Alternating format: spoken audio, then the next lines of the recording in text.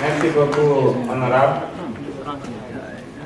La liste des orateurs étant épuisée, je vais inviter M. le ministre garde des Sceaux à prendre la parole pour répondre aux différentes interpellations.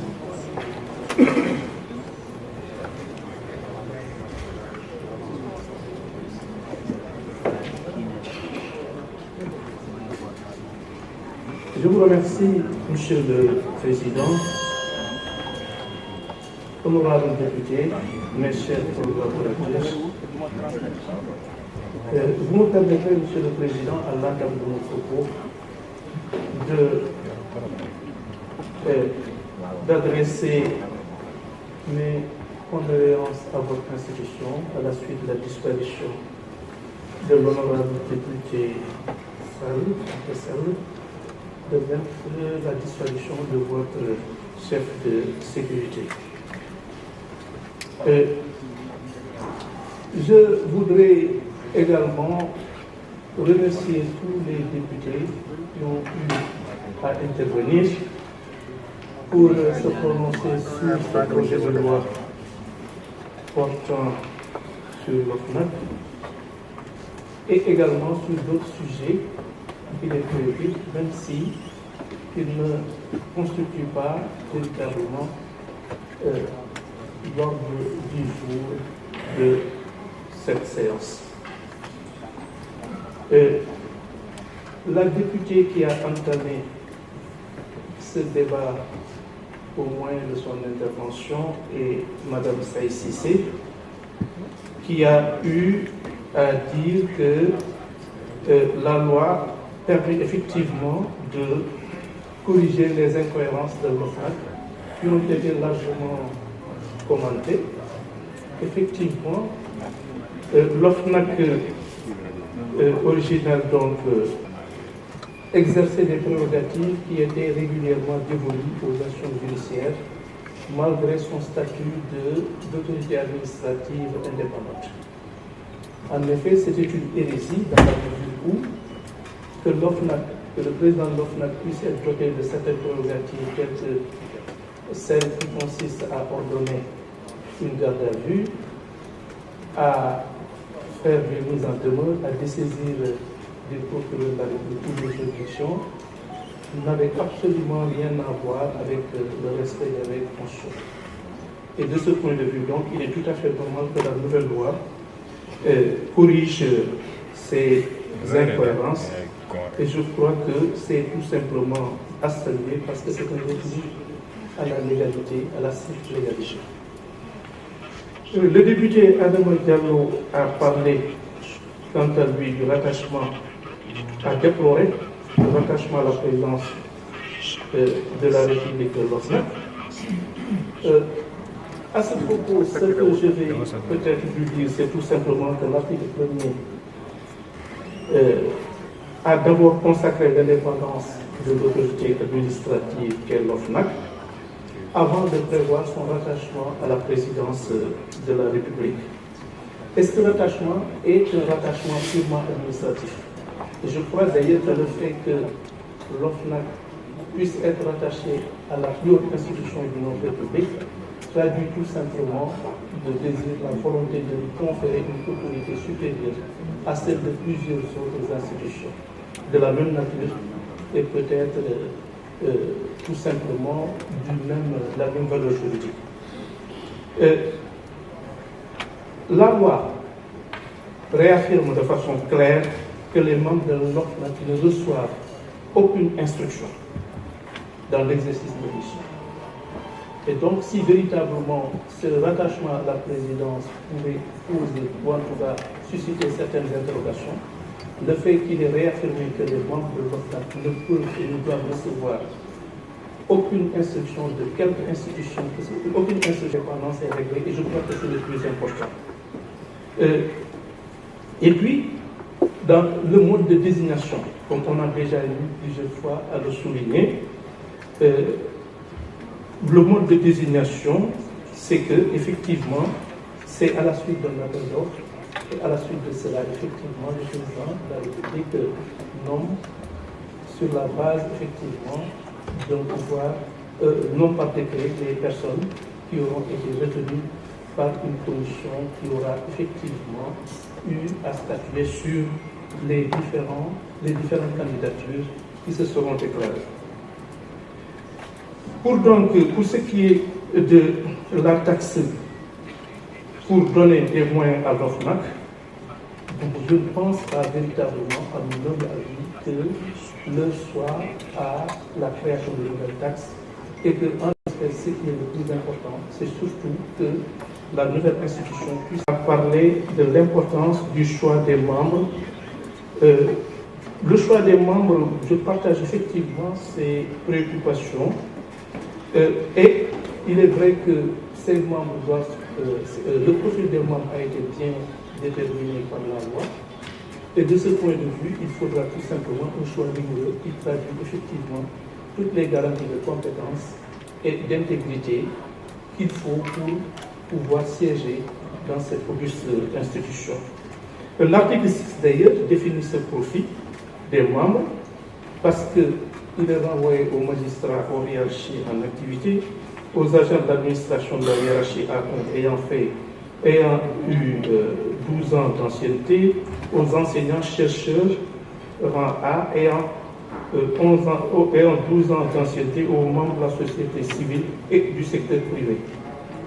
Bon, c'est dire donc que tous les profils sont pris en compte et que l'essentiel, je crois, si véritablement le choix est fait avec la rigueur qui s'adosse à la loi, il va de soi qu'on aura effectivement une institution qui va jouer pleinement son rôle en toute indépendance, en toute objectivité et, comme je disais tantôt, au bien des intérêts de la République.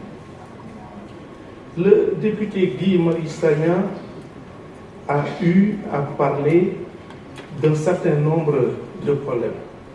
Bon, il a surtout parlé des manifestations lors de la période préélectorale. Ce que je peux dire à ce niveau, c'est que le procureur général près la cour d'appel de Dakar a été invité par nation, par correspondance, à bien vouloir ouvrir une enquête sur tous ces événements. Vous savez, particulièrement les faits susceptibles effectivement de revêtir les contours d'un crime contre l'humanité. Vous savez, on a été dans le cadre de la gestion de ces événements qui semblent intéresser tout le monde. Et je comprends parfaitement parce que ce sont des faits d'une extrême gravité.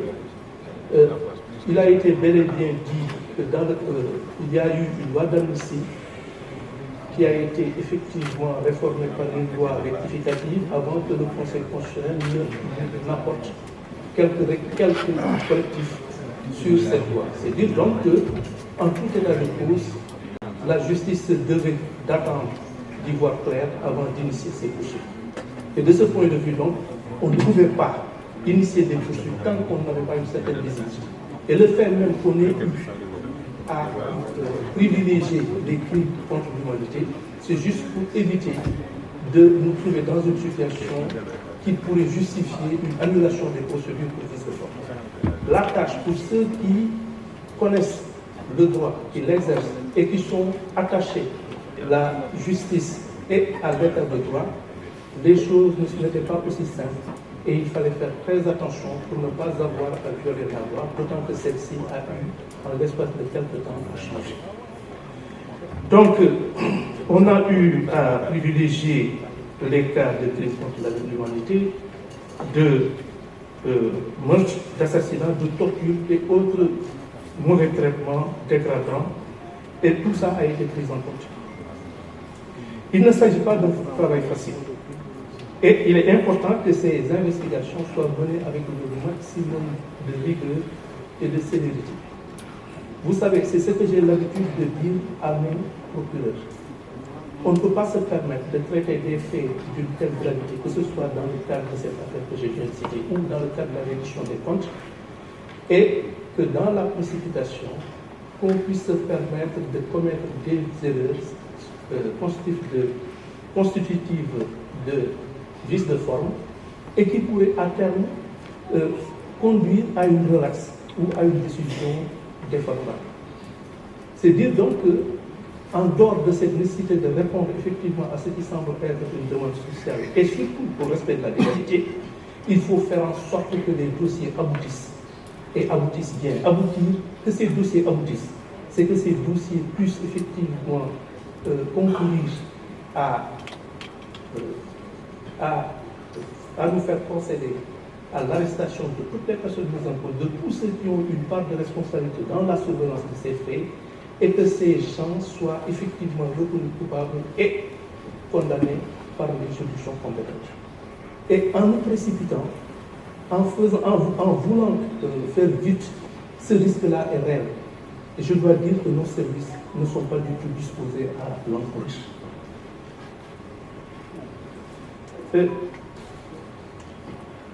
M. Sagna également a posé, avant d'être interrompu, je crois, la question de l'enfant pris en bouclier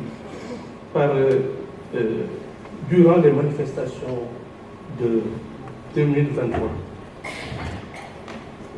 Durant ces manifestations des mois de juin, juillet et juillet 2023, effectivement, il y a eu l'image d'un enfant qui a parcouru effectivement les réseaux sociaux. Le ministère public, à travers le ministère de la Justice, à travers les services de protection, a accompagné la réintégration sociale de cet enfant, notamment au même titre que 202 autres mineurs qui sont trouvés appréhendés, qui ont été appréhendés. Et avec l'intervention des services de la justice dédiés à la protection de l'enfant et à la protection sociale, la quasi-totalité a rapidement été élargie et remise à leurs parents et sont actuellement bénéficiaires d'un suivi psychologique, un appui à la réinsertion scolaire et professionnelle. Sur ce plan, effectivement, ces mesures ont été prises et je suis en mesure de vous l'affirmer.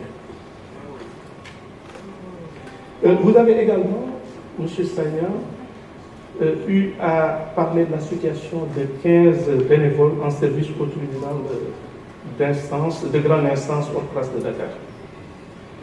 Cette question est en train d'être prise en charge avec le ministère de la fonction publique. D'ailleurs, Monsieur le Premier ministre nous a bien demandé de faire l'état des lieux et évaluer l'impact budgétaire de la prise en charge des contractuels du ministère.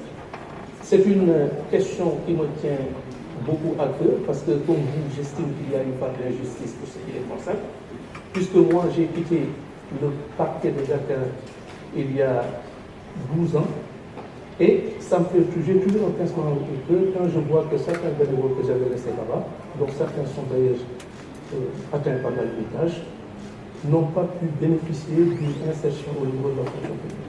C'est dire que c'est une question que je maîtrise parfaitement et je partage effectivement votre appréciation de cette question qui pourrait effectivement trouver très rapidement une solution au mieux des intérêts des intéressés.